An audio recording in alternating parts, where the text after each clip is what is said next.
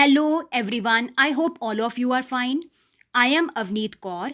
Today we will start with 6th chapter of class 6th that talks about changes around us. Let's move on to the goals and objectives of this chapter. The topics which we will be covering in this chapter are: first, various changes occurring around us; second, slow and fast changes; third, reversible changes; fourth, irreversible changes; fifth, physical and chemical changes; sixth, expansion; seventh, contraction. This is the mind map which depicts overview of the whole chapter. Everyone should draw this mind map in your notebooks for the better understanding of the chapter. Let's begin with the chapter that is changes around us. We see many changes taking place around us. In the fields, the crops change from time to time. Sometimes leaves fall from trees, change color, and then they dry out. Moreover, the flowers bloom and then they wither away. Not only this, there are many other changes also which are taking place around us. Days changes into night and again into day, and this cycle continues. Seasons change and so does nature around us. Moreover, we see changes in our body also. Are there any changes happening in your body? With time, your nails grow, your hairs grow. You grow taller and your weight also increases as you grow. So, there are various changes which are taking place in our surroundings. This change could be in position, for example, sunrise and sunset. It could also be in color, for example, the color of sky at day and at night. Moreover, the change could also be in the shape, for example, shape of the moon. Not only this, change could also be in size. For example, germination of a seed. So, we can say that there are various changes which are taking place around us. Some changes are fast, whereas some are slow. Some changes are permanent and cannot be reversed, whereas some are not and can easily be reversed. In this chapter, we will study about various types of changes. So, we can classify the changes into two categories on the basis of their speed. Some changes can be faster. That is, they do not take much time. For example, pricking a balloon with a pin or randomly tearing a piece of paper. Does it take time to tear a paper? It can occur within a fraction of seconds or minutes. So, such kind of changes which occur quickly within seconds or minutes are called fast changes. However, there are some changes which take a long time.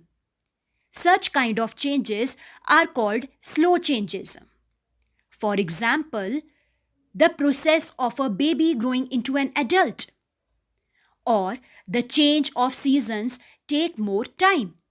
These kind of changes which take days or months to complete are called slow changes. So, on the basis of speed, we can classify changes into two categories, that is slow changes and fast changes. But remember that slow and fast are comparative terms. That is, something can be slower in comparison to another, while the same can be faster as compared to another.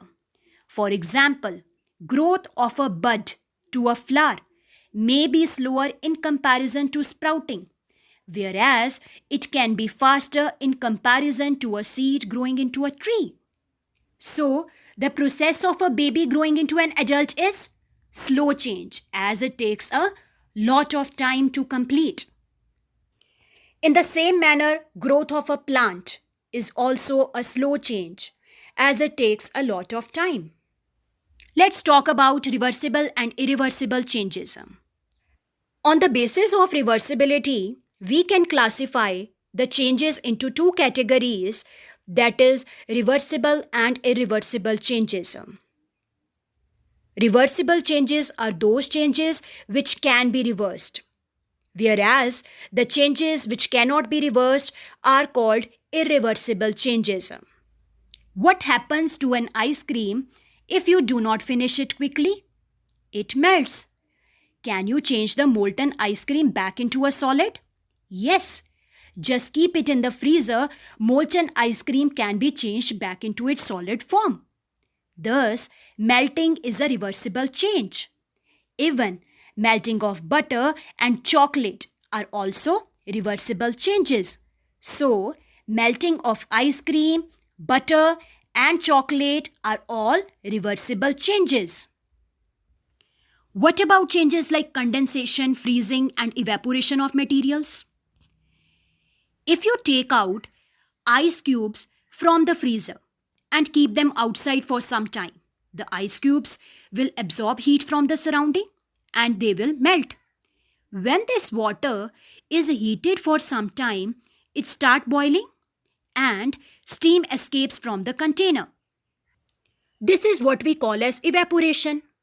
Now, if you hold a lid over the container, the steam will again liquefy or condense into small droplets of water on coming in contact with the cold lid. This process we call as condensation. This water can be cooled down further and then kept in the freezer to form ice again. Thus, the three physical states of the water are reversible and can be changed from one state to another by heating or cooling. Now, tell me, if you knead atta into a ball of dough using water, can you get the dry flour back? No, we cannot get the dry flour back once we made a dough out of it.